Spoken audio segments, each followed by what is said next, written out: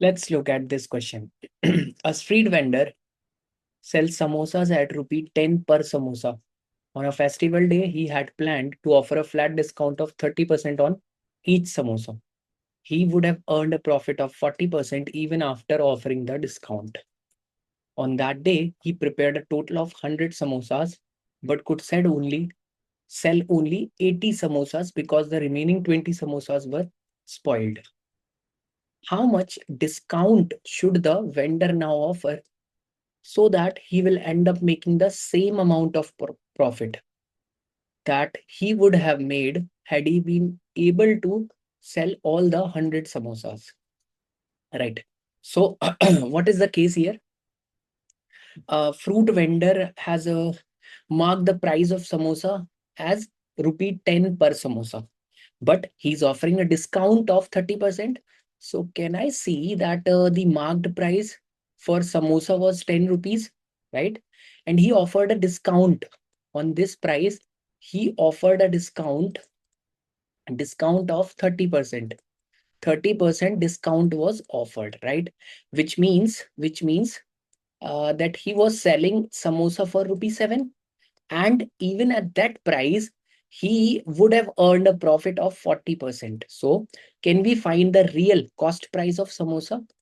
Because if this is the or the profit earned would have been 40%, which means that the multiplying factor of 40% is 5 to 7, right? Profit of 40% means 5 to 7. So the cost price of this samosa would have been rupee 5 to have a 40% profit at the selling price of rupee 7. So first thing we have to find is cost price for this samosa.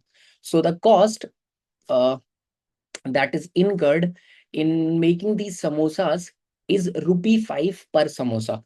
That is clear. Now, what is given that on that day he prepared a total of 100 samosas. So can I find total cost incurred? So total cost incurred is 100 into 5. That is 500, correct?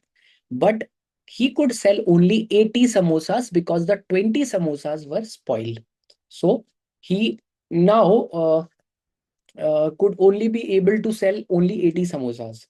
How much discount should the vendor now offer so that he will end up making the same profit amount? So this is the total cost, and profit still 20 samosas were spoiled. The profit even now has to be 40%, right?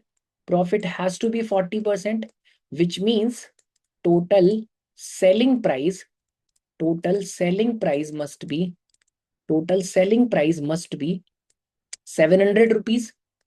And this is for 80 samosas, right? Because only he could be able to sell only 80 samosas.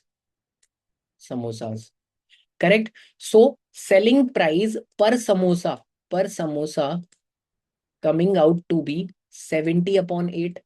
This has to be the selling price per samosa. So we have to find what is the uh, discount offered in order to make this samosa or in order to sold this samosa for 70 by 8, right? So marked price was 10 rupees, was rupee 10, and the samosa is sold for 70 by 80. What is the discount offered? What is the discount offered? So discount would be equal to 10 minus 70 upon 8, and that is equal to 10 by 8, right? This is the discount over a marked price of 10.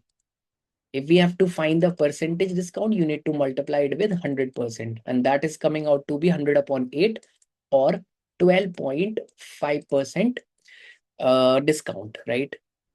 So the correct answer for this question would be option B.